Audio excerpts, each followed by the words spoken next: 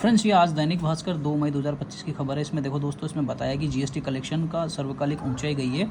2.37 लाख करोड़ की इसका कलेक्शन हुआ है। जब जीएसटी की शुरुआत हुई थी दोस्तों, तब उन दिनों में जीएसटी का कलेक्शन जाता था 90,000 करोड़, 80,000 करोड़, 1 लाख करोड़ क्रॉस कर जाता था। वो बहुत अच्छी खबर मानी जाती थी। और आज देखो, देश धीरे धीरे फ्लरिश कर रहा है, ग्रो कर रहा है। इसमें लूप होल्स थे, कहीं पर वो बंद हुए। देखो दोस्तों, यहाँ पर मैं बता देता हूँ इसमें क्या लिखा हुआ अपने। देश की अर्थव्यवस्था के मोर्चे पर अच्छी खबर आई है। अप्रैल महीने के दौरान जीएसटी कलेक्शन की रिकॉर्ड में बढ़ोतरी हुई है। यह पिछले साल की तुलना में 12.6% बढ़कर 2.37 लाख करोड़ तक पहुंच गया। यह सर्वकालिक उच्च स्तर है। गुरुवार को जारी, यानी आज तक कभी भी इतना कलेक्शन नहीं हुआ था। सर्वकालिक उच्च स्तर का मतलब हमेशा का सबसे ऊंचा स्तर है आज तक के इतिहास में, जीएसटी के इतिहास में। गुरुवार को जारी सरकारी आंकड़ों के अनुसार अप्रैल 2024 में जीएसटी राजस्व 2.10 लाख करोड़ का था, जो 1 जुलाई 2017 को नई कर व्यवस्था लागू होने के बाद दूसरा सबसे अधिक संग्रह है। अप्रैल 2025 घरेलू लेन देन से जीएसटी रेवेन्यू 10.7% बढ़कर 1.9 लाख करोड़ का रहा। वहीं आयातित वस्तुओं से राजस्व 20.8% बढ़कर 46,913 करोड़ का रहा। मार्च 2025 में संग्रह 1.96 लाख करोड़ का रहा था, जो पिछले मार्च की तुलना में भी 9.9% बढ़ा था। यानी जो पिछली बार था वो भी बढ़ के आया था, इस बार और बढ़ के आया है। अब इसमें से देखिए, राज्यों की बात कर लेते हैं, कौन से राज्य से ज़्यादा योगदान आता है। ठीक है, छोटे से लक्षद्वीप में 287% अधिक संग्रह हुआ है। बड़े राज्यों का योगदान देख लेते हैं।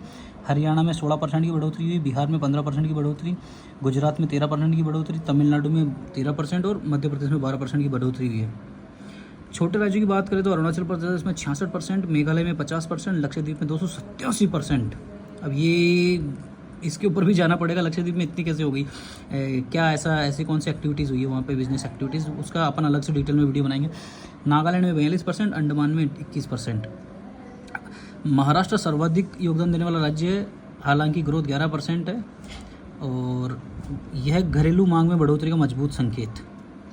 अब देखिए दोस्तों, जीएसटी कलेक्शन में डबल डिजिट बढ़ोतरी आर्थिक गतिविधियों में सुधार बताती है। इससे पता चलता है कि देश में घरेलू मांग में खासी बढ़ोतरी हुई है। यह अधिक खपत का भी संकेत है।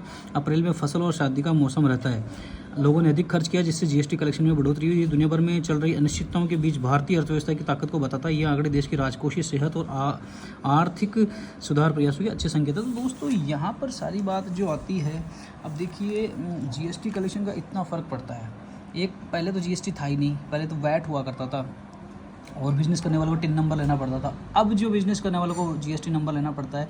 तो ये कांग्रेस गवर्नमेंट की भी चाहत थी कि हम जीएसटी लागू करेंगे, लेकिन उनके कुछ नॉर्म्स अलग थे। लेकिन बीजेपी ने जब जीएसटी लागू किया, कुछ स्पेशल नॉर्म्स जोड़े, अच्छे नॉर्म्स जोड़े उसमें, उनके ऊपर अलग से चर्चा हो सकती है। तो उसके बाद ठीक है, कांग्रेस ने काफ़ी समय तक तो विरोध किया, जीएसटी लागू कर दिया, जबकि वो बात अलग है, कांग्रेस खुद भी जीएसटी लाना चाहती थी।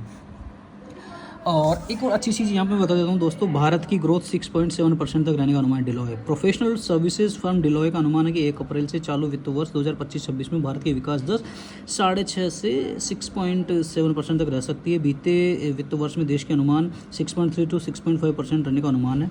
भारत की आर्थिक वृद्धि दर टैक्स राहत और अंतर्राष्ट्रीय व्यापार को लेकर अनिश्चितताओं के बीच संतुलन पर निर्भर है। यानी बहुत सारी अलग अलग चीज़ों पर डिपेंड करता है, ये ऊपर नीचे भी हो सकता है परसेंटेज। लेकिन यहाँ पर एक छोटी सी न्यूज़ एक और आई है दोस्तों पास में। अमेरिका सबसे ज़्यादा कर्ज वाला अमीर देश। अमेरिका इस साल 2184 लाख करोड़ रुपए के साथ दुनिया का सबसे ज़्यादा कर्ज लेने वाला अमीर देश बन गया है। Top trading firm Falcon funded के हवाले से आई जानकारी के मुताबिक अमेरिका के कर्ज का अनुपात इसी अर्थव्यवस्था के आकार की तुलना में संतुलित है। महंगाई दर भी 2.4% पर स्थिर हुई है। दूसरे नंबर पर सिंगापुर है। महंगाई दर से फ़र्क पड़ता है दोस्तों, महंगाई दर 2.4% है।